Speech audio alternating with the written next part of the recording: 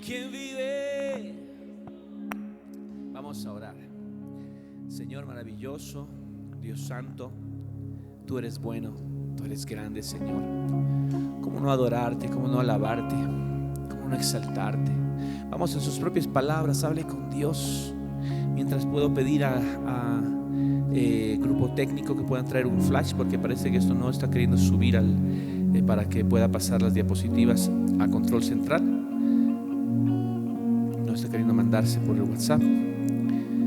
Tú eres bueno, Señor. Tú eres grande, tú eres el más hermoso. Tú eres nuestro Padre. ¿Quién como tú? ¿Quién es como tú, Señor? Tú vives y habitas en cada corazón que te adora, que te alaba, que te anhela, que desea tu presencia, Señor, más que la vida, más que la plata, más que el oro. Tú eres, Señor, tú eres aquel, mi Dios, que lo llenas todo, Padre. Tú lo llenas todo en todos, Señor, dice tu palabra. Muchas gracias por estar con nosotros, por estar aquí, por ser nuestro dueño y nuestro Dios. En el nombre de Jesús. Amén. Amén.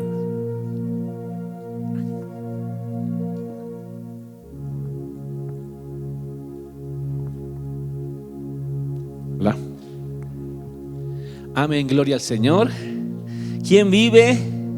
Denle un fuerte aplauso al Señor ahí donde usted se encuentra. Amén. Sea usted bienvenido, bienvenida a casa. Sabemos que la casa del Señor somos nosotros. Amén. Pero esta habitación, este lugar se ha construido específicamente, o sea, dispuesto específicamente para la alabanza de nuestro Rey. Así que somos bienaventurados, dichosos, privilegiados de tener este lugar para poder reunirnos aún en este tiempo. ¿Sí? Le vamos a entregar la palabra en oración. Dios amado, en el nombre de Jesús, que el mensaje que has dispuesto para esta mañana sea recibido por nuestro espíritu. Ábrenos los ojos y los oídos espirituales. Queremos entender, comprender y queremos, Señor, poner por obra tu palabra. Que esta palabra, Señor, traiga convicción a nuestras vidas, porque tu palabra dice que el Espíritu Santo traerá convicción de pecado, de justicia y de juicio. Señor, que esa convicción sea puesta en nuestros corazones para vivir conforme al modelo, conforme al molde, conforme, Señor, a la medida de tu palabra, a la estatura, a la vara de tu palabra, Señor. Eso es lo que queremos en el nombre de Jesús. Todos decimos amén. Amén, gloria al Señor. Entonces, todos en nuestros lugares, hoy vamos a tocar la segunda parte del tema contracultura. No sé si ya tenemos ahí en pantalla, tal vez esperamos un poquitito a que se cargue la presentación. La primera, ahí está. La semana pasada habíamos hablado de la primera parte de ese tema, contracultura, una perspectiva bíblica de la vida, recordando de que nos encontramos todos los seres humanos en el lugar donde nos encontremos, somos influenciados, absorbemos leyes, reglas y principios que circundan en la sociedad donde las personas se mueven. Vamos a repasar un poquito con las primeras diapositivas. La primera diapositiva dice: cultura es el conjunto de conocimientos, ideas, tradiciones y costumbres que caracterizan a un pueblo, a una clase social, a una época, etc. Entonces, como vemos ahí en el gráfico, lo que representa ese gráfico es que toda persona sobre la faz del planeta tiene una cultura. En base al lugar donde ha nacido, tiene ciertas tradiciones, ciertas costumbres, cierta forma de comunicarse, cierta forma de entender qué es lo que me quiere decir la otra persona. Es parte de la cultura y todos, por supuesto, que tenemos una cultura. Aquí también en esta parte de la región andina tenemos una cultura, la cultura andina. Más allá en la región de los llanos, de los valles, también hay una cultura diferente, ¿no es cierto? Y todo eso forma parte de nuestra cultura. Pero también habíamos dicho de que la primera cultura fue la cultura bíblica. Si puede pasar la siguiente diapositiva. La primera cultura fue la cultura bíblica, como vemos ahí, ¿no es cierto? Fue Dios quien crea al género humano, y cuando Dios da su palabra, emite al género humano instrucciones de cómo ellos debían vivir y organizarse, ya les estaba transmitiendo la cultura original. No hubo cultura antes de esto para el ser humano, ¿sí? El ser humano, el primer ser humano, Adán y Eva, por supuesto, su pareja en Edén, recibieron la cultura bíblica, la cultura de Dios, la cultura divina. Por supuesto, dentro del huerto de Edén habíamos dicho que se encontraba un personaje llamado la serpiente. En Génesis 3:1, en la tercera parte, la serpiente le pregunta a la mujer que está hablando con ella y le dice: ¿con qué Dios os ha dicho no comáis de todo árbol del huerto? Mire, la serpiente hace referencia a un dicho de Dios. Habíamos dicho que la cultura, ¿sí?, se aprende, se recibe, se absorbe por palabras, ¿sí?, por la comunicación de ideas, de pensamientos. Y por supuesto, Dios había dicho al género humano de que no coman del árbol de la vida que estaba en medio del huerto, no de todo árbol, sino del árbol de la vida, para que no mueran. Pero la serpiente, que era astuta, como es el diablo, porque la serpiente es el diablo y Satanás, en este caso estamos hablando espiritualmente, ¿sí? La serpiente ha hecho referencia a una palabra de Dios, pero la tergiversó, la adulteró y dijo: no comáis de todo árbol del huerto. Entonces, a eso nos referimos con la contracultura. Si bien podríamos hablar de que la cultura original fue la cultura bíblica, la serpiente vino a traer otra cultura tergiversada, ¿sí? Una cultura de mentira o de medias verdades, porque una media verdad es una mentira total. Amén. Porque la verdad es verdad. Jesús es la verdad y en Él no hay mentira. ¿Cuántos dicen amén? No es que haya 1% de mentira en Jesús, no. Él es el 100% de verdad, ¿sí? Pero cuando la mentira infecta con un gramito, con un punto porcentual a la verdad, ya es mentira. Amén. Entonces, fue así que la serpiente trajo la contracultura a este mundo. Y esa contracultura que trajo la serpiente a este mundo, cuando el género humano cae, se volvió en la cultura, en realidad, la cultura oficial. Fue esa cultura contaminada, fue esa cultura adulterada. ¿Me estoy dejando entender? ¿Sí? Una cultura adulterada por todos los siglos, guerras, maldades, homicidios, celos, etcétera, etcétera, etcétera, etcétera. Pero cuando viene nuestro Señor Jesucristo, esa cultura que ya estaba generalizada, una cultura corrompida y adulterada, cuando viene nuestro Señor Jesucristo y pone los principios nuevamente en su lugar, entonces Él, el Señor Jesucristo, otra vuelta buena, viene a colocar una contracultura a esa cultura adulterada que ya estaba en el mundo, ¿sí? Entonces estamos hablando de esa contraposición de ideas, ¿sí?, entre el reino de Dios y el reino de las tinieblas, ¿sí? De esas cosas estamos hablando como contracultura. Los antivalores, ¿sí?, que nosotros sabemos, los antivalores que el mundo exalta ahora, que dice: no hay problema si tú tienes que mentir eventualmente para tener algún beneficio. Eso es lo que dice un antivalor, pero la cultura bíblica se contrapone a eso. Siguiente.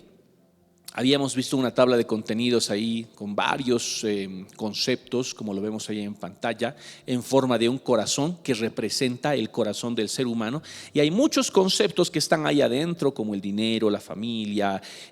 Gracias, amada hermanita. Adelante.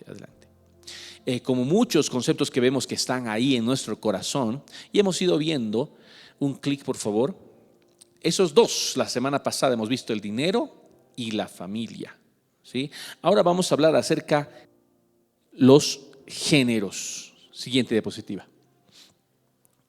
Eso, los géneros, una más. Los géneros, varón, mujer. Y lo que la cultura mundana, una cultura corrompida, ha colocado dentro de la forma de comunicarse, de expresarse de los géneros, es dos tendencias: o machismo o feminismo. ¿Sí? O machismo, un clic más, que en realidad no nos muestra otra cosa sino un clic más, la lucha, la pelea entre los géneros. ¿Será que el Dios de la Biblia, que nos dio la cultura original, quiso que los géneros estemos en conflicto unos con otros? Por supuesto que no. ¿Qué es lo que dices? ¿Qué es lo que representa es el machismo de acuerdo a la definición aceptada? El machismo es una actitud o creencia donde el hombre es superior por naturaleza a la mujer. Es una actitud, no solamente la creencia, sino la actitud que demuestra esa creencia, ¿sí? Donde el hombre, dice esa creencia, es superior por naturaleza a la mujer. También es un conjunto de actitudes, conductas, creencias y prácticas sociales destinadas a promover el enaltecimiento y la prevalencia del hombre en perjuicio de la mujer. Como vemos ahí en ese gráfico, el hombre se exalta, ¿no? Y ve al género femenino como inferior, como algo que se tiene que dominar, subyugar. Y eso ha prevalecido desde el principio, como vamos a ver enseguida, que también está en la Biblia. Siguiente, hablemos ahora acerca del feminismo. ¿Qué será el feminismo? Dice, el feminismo es un movimiento político y social, una teoría política y una perspectiva filosófica que postula el principio de igualdad de derechos de la mujer y el hombre. O sea que es como una reivindicación del género femenino para decir, no, el género femenino también tiene los mismos derechos, igualdad de derechos que el género masculino, que no puede hacerse superior o prevalecer o dominar o subyugar al género femenino. Esto, así había nacido el movimiento feminista, como una reivindicación al género femenino. Pero miren lo que dice, un clic más por favor. Algunos autores afirman que en ocasiones el feminismo conlleva actitudes de desprecio al género masculino. O sea que el feminismo no solamente es igualdad de género. Ya ahora, en la actualidad, los movimientos feministas no solamente dicen igualdad de derechos, ¿no? Dicen que el hombre debería desaparecer, que las mujeres deberían dominar la tierra, ¿no? O sea, es como un desprecio, un menosprecio al género masculino que podría describirse como embrismo. Así también hay un término que describe esa actitud de desprecio al género masculino, siendo un ejemplo de sexismo y suponiendo una actitud contraria a la naturaleza igualitaria que expresa el feminismo. ¿Qué nos dice la palabra del Dios de la Biblia al respecto de este pensamiento machista o feminista? En Mateo 19, el Señor Jesús dijo, así que no son ya más dos, sino una sola carne. Por tanto, lo que Dios juntó no lo separe el hombre. El Señor desde el principio nunca quiso que los géneros estén separados.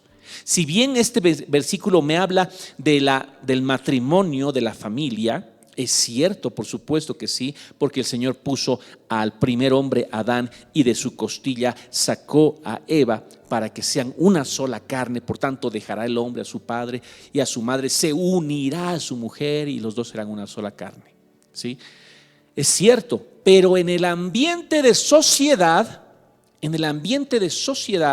de igual manera, bíblicamente y también por esta palabra que estamos leyendo en este momento, los géneros son complementarios. Es la complementariedad de género la verdadera cultura bíblica que tenemos que tener. ¿Qué significa eso? Que el hombre junto con la mujer se necesitan mutuamente en la sociedad para que la sociedad se desarrolle a su máximo potencial. No ha sido puesta para que el hombre esté en la calle y la mujer en las casas. No es cierto.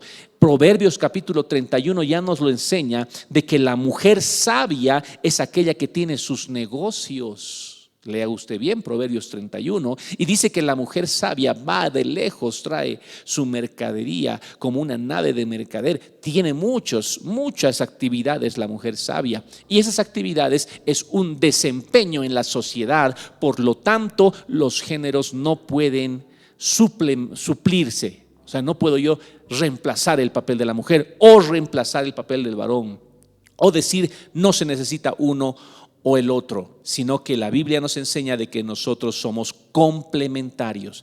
Necesitamos del papel de la otra persona para que la sociedad en su conjunto crezca a su máximo potencial. Ya no son más dos, sino una sola carne, ¿sí? Uno solo, deberíamos ser un equipo. Lo que se manifiesta en el matrimonio debería manifestarse también en la sociedad. ¿Me dejo entender? Génesis capítulo 3. ¿Por qué sucedió todo esto? Leamos el origen de esta situación del dominio del varón sobre la mujer o de la mujer sobre el varón. Leamos. Génesis 3:13 dice: entonces Jehová Dios dijo a la mujer: ¿qué es lo que has hecho? Es decir, el momento en que ya el varón y mujer se encontraron desnudos por haber comido del fruto prohibido. Dios tiene una entrevista con ellos y primero habla a la serpiente. Y luego, efectivamente, primero habla la serpiente y después de hablar con la serpiente, leamos lo que dice aquí. Entonces Jehová dijo a la mujer: ¿qué es lo que has hecho? Y dijo la mujer: la serpiente me engañó y comí. Y aquí está el veredicto. Y Jehová Dios dijo a la serpiente: por cuanto esto hiciste, maldita serás entre todas las bestias y entre todos los animales del campo. Sobre tu pecho andarás y polvo comerás todos los días de tu vida. Esa es una maldición, no al animalito de la naturaleza llamado serpiente, víbora, con diferentes clases, hablando de manera científica. No es de esa serpiente. Estamos hablando del animal espiritual, o sea, del diablo. El diablo representa a la serpiente, y ese animal ese ser maligno fue maldecido por Dios. ¿Me dejo entender? Ese ser maligno recibió estas palabras al final: polvo comerás todos los días de tu vida. Entonces, ¿el diablo come polvo? Sí. ¿A qué nos referimos con que el diablo coma polvo?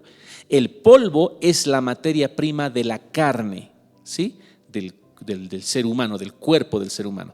Y espiritualmente hablando, es materia prima de las obras de la carne: adulterio, fornicación, inmundicia, lascivia, pleitos, herejías, celos, orgías, hechicerías y cosas como esas, dice Gálatas, ¿verdad? Esas son las obras de la carne. De esas obras se alimenta Satanás. No solamente a Satanás, sino todo su séquito de demonios o espíritus inmundos, espíritus malignos, como se los conoce en la Biblia. Entonces fue esa la maldición que recibió la serpiente, el diablo, y eso no se revoca. Eso no ha cambiado con la gracia. Cuando vino Jesús y murió en la cruz del Calvario, la Biblia dice que Él expuso públicamente a principados, potestades, gobernadores de las tinieblas, es decir, a todo ese reino de Satanás, y los expuso triunfando sobre ellos en la cruz del Calvario. Amén. Es decir, mostrando la victoria sobre ese reino, pero ese reino sigue bajo maldición. El reino de las tinieblas sigue alimentándose de las obras de la carne que se producen en todos los días en todo el mundo. Siguiente, por favor, versículo 15. Le habla a la mujer Dios y le dice, a la serpiente le está hablando y le dice: y pondré enemistad entre ti y la mujer. Le está diciendo a la serpiente: pondré guerra continua entre ti y la mujer, y entre tu simiente o tu descendencia y la descendencia de la mujer. Siempre habrá guerras, pleitos entre la mujer y la serpiente, y entre la descendencia de la mujer y la descendencia de la serpiente. Aquí ya entendemos que el diablo aborrece a la mujer. Nunca va a tenerla en poco a la mujer. La mujer va a ser la principal enemigo de Satanás. ¿A qué me refiero con eso? Así como en el huerto de Edén Satanás engañó a la mujer, en la actualidad también Satanás quiere engañar a cuanta mujer pueda, para que la mujer tome un papel que no le corresponde, para que la mujer haga cosas que Dios no quiere que hagan. Es decir, que la mujer es el objetivo de Satanás. ¿Me dejo entender? Por estas palabras entendemos que la mujer es el objetivo donde Satanás va a apuntar. ¿Para qué? Porque sabe que cuando Satanás haga caer a una mujer, Satanás también va a hacer caer a una familia. Satanás también va a hacer caer a una comunidad, a una sociedad. Así como cuando nosotros contaminamos o dañamos a un niño, estamos dañando muchas cosas, porque ese niño va a crecer con mucho odio, etcétera. Igual cuando la mujer cae como presa de Satanás por producto de este pleito, entonces también muchas cosas van a caer. Ok, dice: y esta te herirá en la cabeza, es decir, la simiente de la mujer te herirá en la cabeza. Eso representa que de la descendencia de la mujer iba a salir un libertador, es decir, nuestro Señor Jesucristo, nacido de mujer, María, ¿no es cierto? Y nuestro Señor Jesucristo hirió en la cabeza a la serpiente, que significa que le quitó la autoridad. La autoridad ahora la tiene el Señor y por supuesto los hijos de Dios que somos nosotros. Pero dice después de la coma: tú le herirás en el calcañar, y eso representa la herida en la naturaleza humana de Jesús, es decir, la muerte que le dio el reino de las tinieblas, Satanás, a Jesús en la cruz del Calvario. Esa es la herida en el calcañar. Explicando un poquito esto, seguimos. Génesis 3:16: a la mujer dijo, escuche esto, multiplicaré en gran manera los dolores en tus preñeces. Eso no ha cambiado. Si bien ahora hay procedimientos médicos que disminuyen el dolor, no podríamos decir que es absolutamente sin dolor. Hay dolor en el parto. Hay un dolor, hay un sufrimiento. Y es más, ese dolor y ese sufrimiento, dice la ciencia médica, que causan una conexión entre la madre y el recién nacido. Es una conexión para toda la vida. Ese dolor que sufre la mujer causa una conexión para toda la vida con el hijo o con la hija que acaba de nacer. Eso es lo que todavía hoy lo vemos. Pero mire después del punto y coma lo que ha cambiado. Y tu deseo será para tu marido, y él se enseñoreará de ti. Si leemos este mismo versículo en la Nueva Traducción Viviente, las letras en azul y amarillo dice: y desearás controlar a tu marido. ¿Estamos leyendo eso? Sí. Desearás controlar a tu marido, pero él gobernará sobre ti. Es decir, que esto que fue un decreto de Dios se recibió producto de la caída, se recibió producto del juicio, del castigo por el pecado cometido en Edén de desobediencia. ¿Nos damos cuenta? La mujer desea controlar a su esposo y el esposo quiere gobernar a su mujer. Y uno de los dos en el matrimonio, ahí está la lucha de los géneros. Esa lucha que en el matrimonio finalmente también se replica en la sociedad, ¿no es cierto? La mujer quiere controlar a su esposo y el esposo quiere gobernar a su mujer. Y a veces uno quiere o no quiere, y hay muchos apelativos, ¿no? Mandilón, por ejemplo, ahí viene uno de los apelativos, etcétera, etcétera, y otros más que podemos imaginarnos, ¿no? Bueno, eso es parte de la caída. Pero ¿qué sucede cuando viene Jesucristo? ¿Qué sucede cuando el Señor rehace todas las cosas? Rehace todas las cosas en nuestras vidas. Efesios capítulo 5, versículo 33. Pablo habla diciendo: por lo demás, cada uno de vosotros ame también a su mujer como a sí mismo, y la mujer respete a su marido. En la Biblia el orden es claro. El orden es: el varón es la cabeza de la mujer, así como Cristo es cabeza de la iglesia, la cual es su cuerpo y Él es su Salvador. Pero Cristo no vino para decir: yo soy Jesús, aquí sírvanme. No, pudiendo haberlo hecho, no lo hizo, sino que Cristo vino a lavar los pies de su iglesia, a servir a su iglesia. ¿Verdad o falso? Es verdad. Jesús vino a servir, siendo la cabeza, Él vino a servir. Así el varón, que es la cabeza en el matrimonio, tiene que servir a toda su familia, comenzando con su esposa. Sí, tiene que servirle, tiene que tratarle con amor, tiene que entregarse por ella al extremo de dar su vida por ella. Ese es el amor. Y una esposa tiene la tarea y el deber de respetar a su marido. ¿Qué es respeto? Clic, por favor. Respeto dice que es la consideración y la valoración especial ante alguien y algo al que se le reconoce valor social o especial deferencia, dice ahí. También es uno de los valores fundamentales que el ser humano debe tener siempre presente a la hora de interactuar con personas en su entorno. Entonces, en pocas palabras, el respetar es el dar el valor que tiene algo. ¿Por qué dice eso la Biblia? Porque la mujer, así como el varón tiene la tendencia a pensar en sí mismo y no pensar en su esposa, a complacerse a sí mismo, por ejemplo, en la vida sexual, el varón tiene la tendencia a complacerse a sí mismo en vez de buscar la complacencia de su esposa, ¿sí? De igual manera, a la mujer tiene la tendencia a perderle el respeto a su esposo, a perder el valor que tiene que darle a su esposo. ¿Por qué tiene esa tendencia? Porque la mujer ha sido provista de muchas capacidades, tiene muchas potencialidades. Dios la diseñó así. Tiene grandes potencialidades, pero esas potencialidades necesitan de tener una cabeza, una dirección. Una esposa que no está sujeta a su marido se dispara por todas partes, hace mil cosas.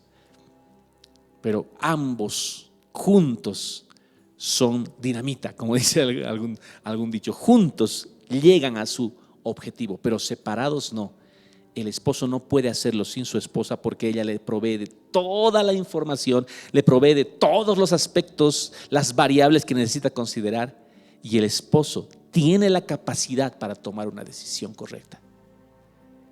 Y la esposa debe respetar esa autoridad. Así el Señor nos enseñó que nosotros nos movamos en el matrimonio y en la sociedad.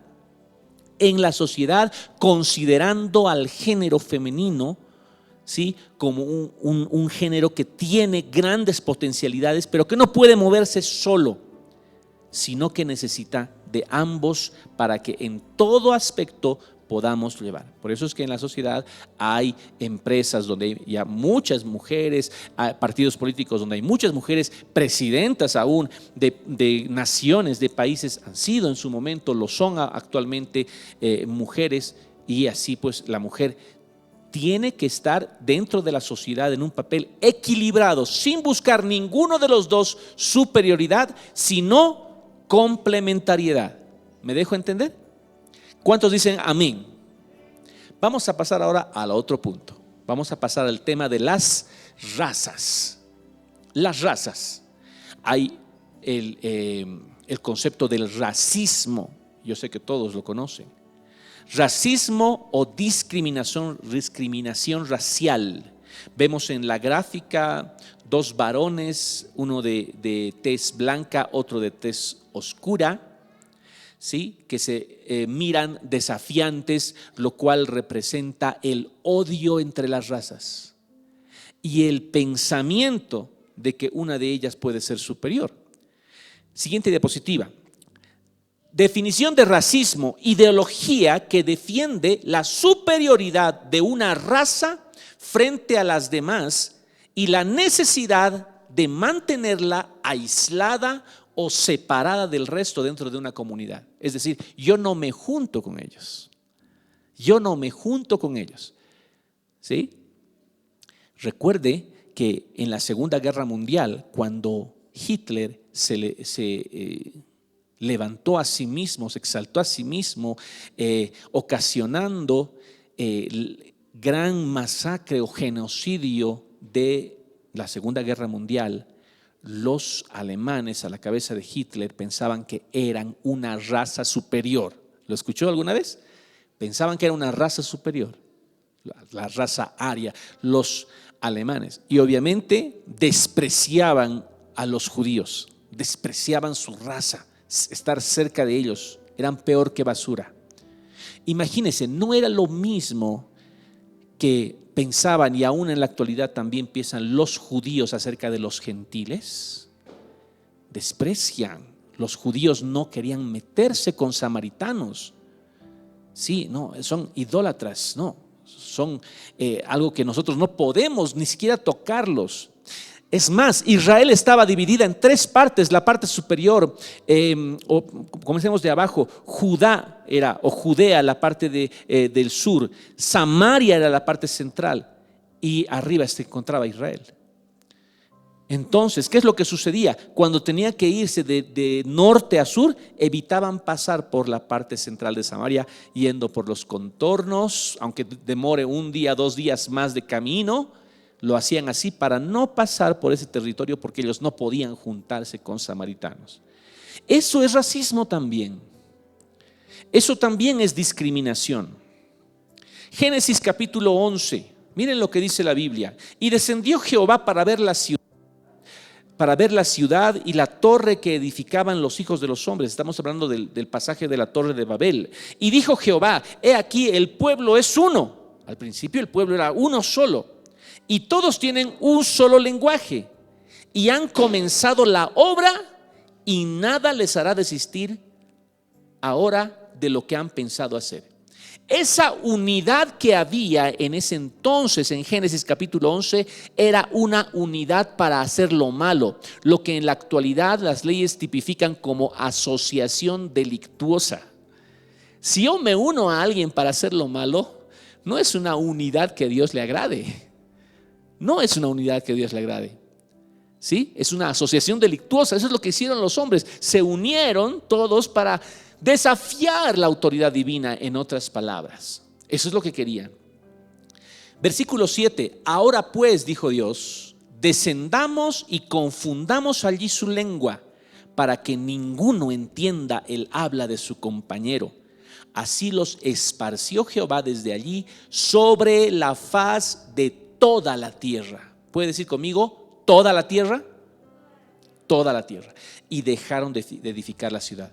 Entonces sabemos que en ese momento que se esparcieron, se confundieron las lenguas, hubo genes que se confundieron también en el interior, y por eso las personas que fueron y tuvieron lenguas en diferentes lugares también manifestaron características, se llaman fenotípicas diferentes, es decir, de color de piel diferente, de rasgos faciales, corporales, no lo sé, diferentes. No solo se confundió la lengua, sino que también se dispersó la raza. Pero también la palabra del Señor nos dice, leamos un versículo más, versículo 9. Por esto fue llamado el nombre de ella Babel, porque allí confundió Jehová el lenguaje de toda la tierra, y desde allí los esparció sobre la faz de toda la tierra. Ahora sí, leemos Hechos 17, verso 26. Dice: y de una sangre ha hecho todo el linaje de los hombres, para que habiten sobre toda la faz de la tierra. Es decir que blancos, morenos, negros, o de cualquiera de las variantes que puede haber, no importa, entre las cuales también estamos nosotros en algún lugar, ¿sí? Cualquiera, provenimos de una sola sangre, ¿sí? No hay sangre azul, No existe la sangre azul. No existe otro color de sangre. ¿Sí? La sangre que circula por mis venas circula por las venas de cualquier persona. Será obviamente con tipo A, B, positivo, negativo. Bueno, habrán esas diferencias científicamente hablando, pero es sangre, no es otro elemento. Y por lo tanto, todos somos iguales a los ojos de Dios. ¿Sí? Ese es el principio bíblico, esa es la cultura que nosotros debemos abrazar, la igualdad con las personas, todas las razas, todos somos iguales. Pero ahí está un término tan importante que es la humildad. ¿Puede decir conmigo humildad? Filipenses capítulo 2, versículo 3 dice así: nada hagáis por contienda o por vanagloria. Ya nada lo hagas por pelearte con alguien o por sobresalir o por mostrarte. No lo hagas. Antes bien, con humildad. Humildad. ¿Y qué es la humildad? Estimando cada uno a los demás como superiores a él mismo. No está expresando la Biblia que los demás sean superiores, porque si no diría viendo a los demás superiores. Pero no, aquí dice estimando como si fueran superiores. Pero no son superiores, somos iguales. Tú y yo somos iguales, todos somos iguales a los ojos de Dios. Todos tenemos las mismas oportunidades de salvarnos, etcétera. Pero nosotros, en la actitud de humildad, deberíamos ver al hermano, al prójimo que tenemos como si fuera superior. Y cuando uno mira a una persona como superior, lo observa para aprender algo bueno de esa persona. Claro, yo no miro a alguien que considero inferior para aprender de él. Más bien yo voy a enseñar todo, ¿verdad? Pero si veo a alguien que considero fuera mi superior, entonces aprendo algo. Y yo estoy seguro que todos podemos aprender algo bueno de nuestro prójimo. El Señor lo dijo: examínalo todo, retén lo bueno, desecha lo malo. Esa es la actitud que nosotros necesitamos en la sociedad. Para vivir en sociedad necesitamos tolerarnos, soportarnos unos a otros, pero también aprender los unos de los otros. Esa es la actitud que nos ofrece la verdadera cultura bíblica, la verdadera cultura de Dios. Amén. Efesios capítulo 2, recuerda que habíamos hablado del desprecio que se tenían entre judíos y gentiles, ¿no? Pero miren lo que dice Efesios capítulo 2: porque Él es nuestra paz, que de ambos pueblos hizo uno, derribando la pared intermedia de separación, aboliendo en su carne, en la carne de Cristo en la cruz del Calvario, las enemistades, la ley de los mandamientos expresados en ordenanzas, para crear en sí mismo de los dos un solo y nuevo hombre, haciendo la paz. Es decir, de los dos pueblos, judíos y gentiles, el Señor hizo uno solo. ¿Y cómo se llama ese uno solo? Iglesia. Amén. La iglesia que no discrimina raza, no discrimina sexo, no discrimina nada. ¿Por qué? Porque somos uno en el Señor. ¿Cuántos dicen amén? Eso también se encuentra en Gálatas capítulo 3, para terminar esta parte. Ya no hay judío ni griego, no hay esclavo ni libre, no hay varón ni mujer. Podríamos aumentar aquí que también lo manifiesta entre líneas: no hay rico ni pobre, no hay clases sociales, porque todos vosotros sois uno en Cristo Jesús. Ya no racismo, discriminación, ya no, uno solo en el Señor. Eso es hermoso expresarlo en la iglesia. Cuando hay una persona de cualquier condición social que se acerca a ti, tú lo miras no por lo que ostenta tener o lo que no tiene, sino porque es tu hermano, tu hermana. Tú y yo le amamos, nos amamos. ¿Cuántos decimos amén? ¿Puede dar un aplauso al Señor, por favor, con todo su corazón?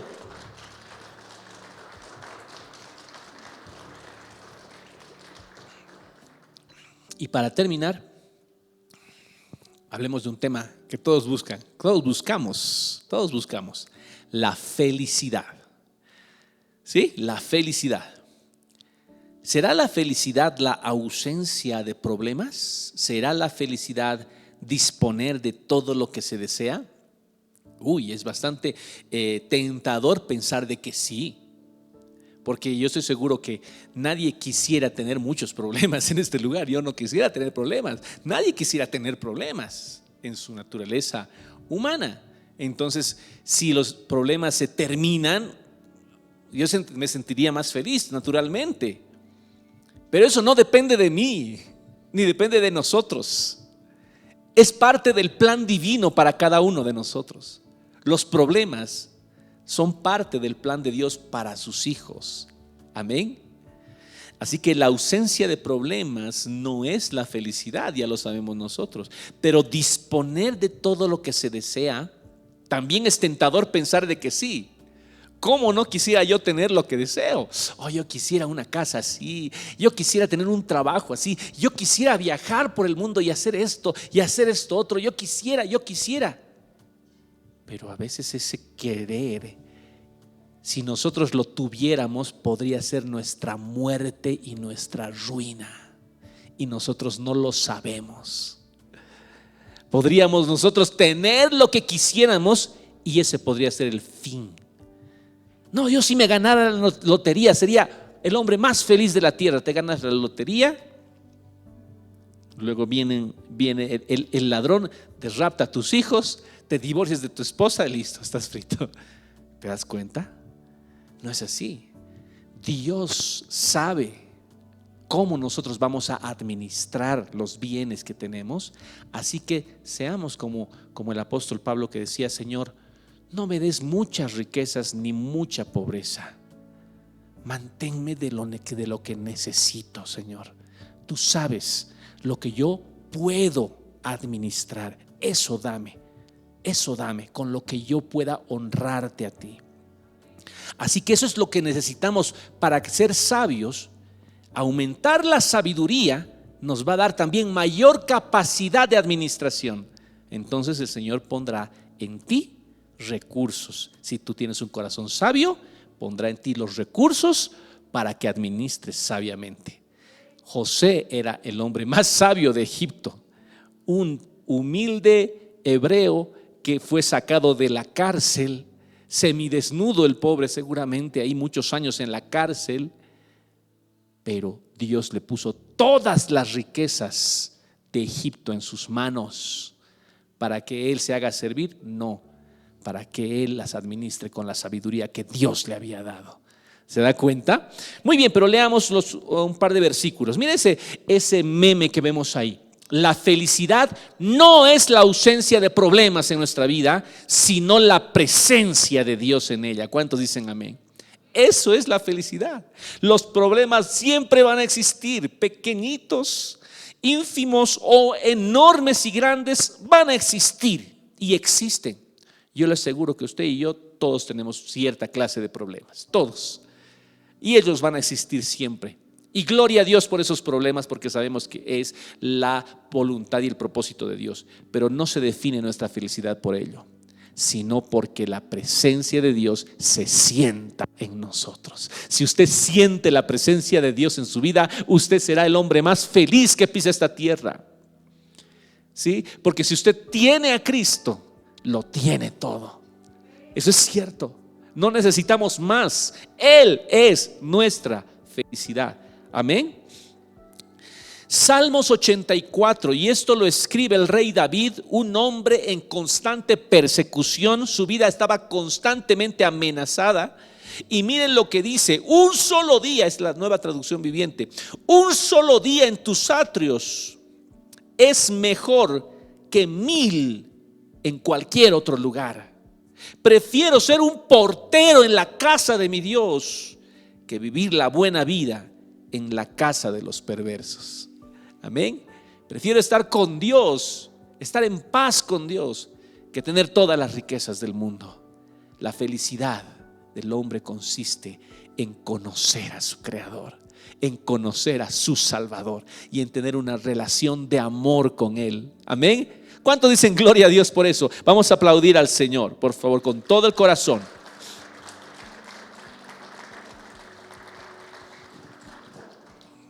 Lucas 12:15. Jesús dijo: mirad, guardaos de toda avaricia, porque la vida del hombre no consiste en la abundancia de los bienes que posee.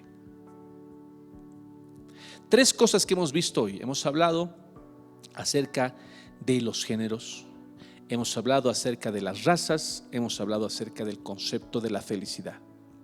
El mundo plantea una cultura generalizada, una cultura corrompida, corrupta, pero la Biblia nos plantea ahora la verdadera cultura, que se contrapone a esa. Esa es la cultura original que nosotros abrazamos. Esa es nuestra identidad como hijos de Dios. Amén. Eso es lo que tú y yo, que hemos conocido a Cristo, somos. Lo que la Biblia dice que nosotros somos. Amén. El mundo te dice no vales. El Señor dice tú vales todo, toda la sangre de mi Hijo. El mundo te dice tú no sirves, y el Señor te dice mi siervo eres tú. Amén. Y yo te he escogido para que tú me sirvas. Amén. Vamos a ponernos de pie y agradecer a Dios por las cosas nuevas y bellas que Él hace.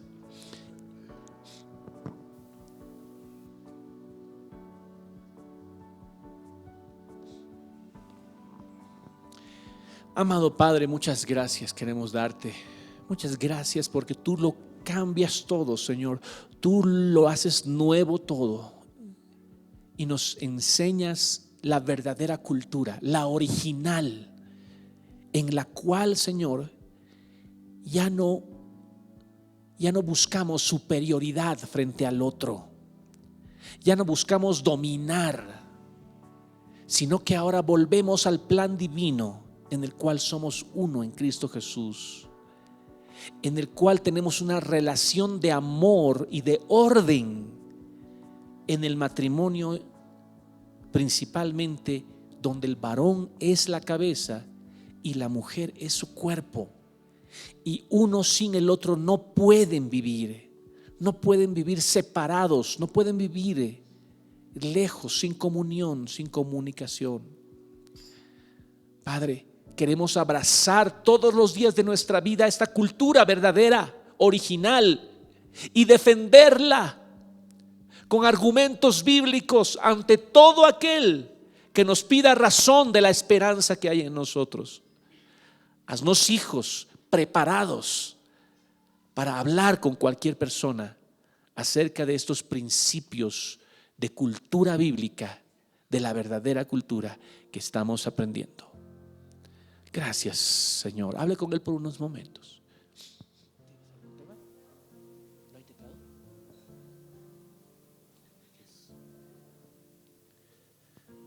Si podrían darnos teclado, por favor. Parece que hay un problemita con el teclado.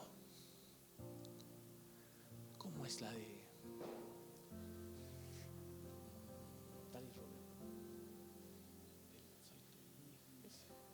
El Hijo de Dios.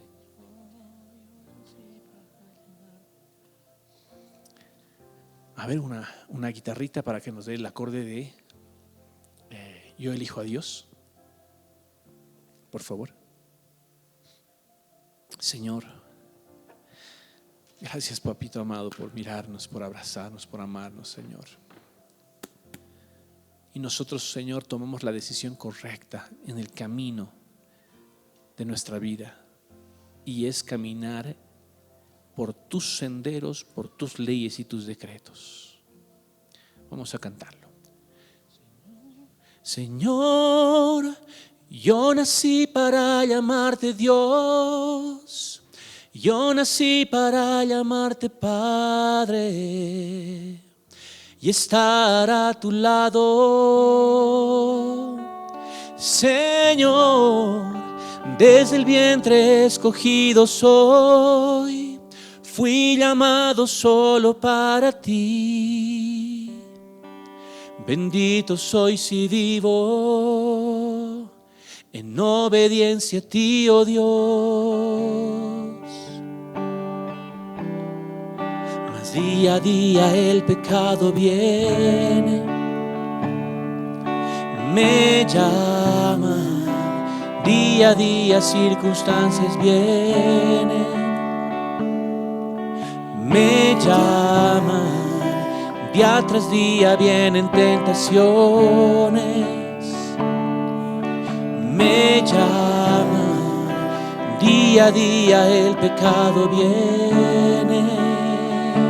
Mas yo elijo a Dios, yo elijo ser amigo de Dios, yo elijo a Cristo día tras día. Ya moría mi vida, ahora vivo la vida de Dios.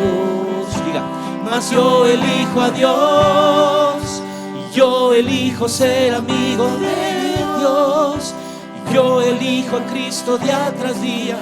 Ya moría mi vida, ahora vivo la vida de Dios. Señor, Señor, yo nací para llamarte Dios. Yo nací para llamarte Padre y estar a tu lado. Señor, desde el vientre escogido soy, fui llamado solo para ti. Bendito soy si vivo en obediencia a ti, oh Dios. Mas día a día el pecado viene, es cierto, me llama, día a día circunstancias vienen, me llama, día tras día vienen tentaciones,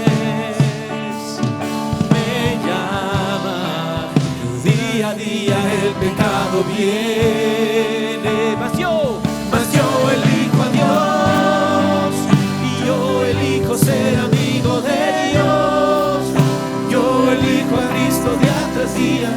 Ya moría mi vida, ahora vivo la vida de Dios. Vamos, iglesia. Mas yo elijo a Dios y yo elijo ser amigo de Dios, yo elijo a Cristo día tras día. Y ya morirá mi vida, ahora vivo la vida de Dios. Señor, elegimos la vida que nos regalas. No importa lo que el mundo diga, lo que tú dices es más importante. A lo que tú digas yo seguiré, donde tú me indiques yo caminaré. Mas yo elijo a Dios, yo elijo ser amigo de Dios, yo elijo a Cristo día tras día. Ya moría mi vida, ahora vivo la vida. Vamos con sus propias palabras. Mas yo elijo a Dios, yo elijo ser amigo de Dios, yo elijo a Cristo día tras día. Todos. Y ya moría mi vida, ahora vivo la vida de Dios. Mas yo elijo a Dios, yo elijo ser amigo de Dios, yo elijo a Cristo día tras día. Y ya morirá mi vida y ahora vivo la vida de Dios. Mas yo elijo a Dios, yo elijo ser amigo de Dios, yo elijo a Cristo día tras día. Y ya morirá mi vida, ahora vivo la vida de Dios. Señor, con las manos levantadas hoy hacemos ese compromiso. El compromiso, Señor, de abrazar cada día más la cultura bíblica, la cultura original. Que tus pensamientos sean mis pensamientos y que como tú miras, yo también mire, Señor. Yo también quiero mirar así a mi prójimo, en el nombre precioso de Jesús. Y todos decimos amén. Denle un fuerte aplauso.